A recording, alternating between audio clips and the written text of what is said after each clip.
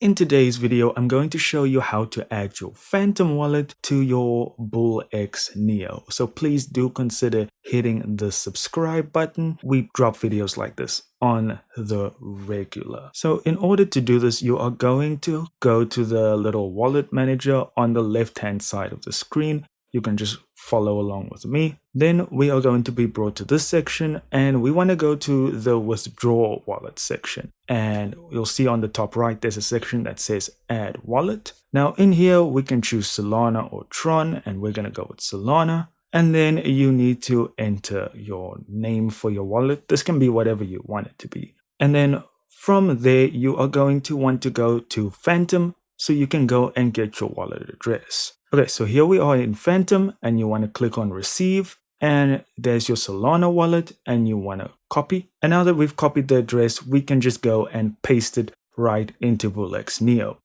Say add wallet, and there you go. Your wallet is now added to BullX. And you'll probably get a notification in Telegram on the BullX Neo bot, and that'll also let you know that you've added a new withdrawal wallet. And that's it. It's that easy, guys.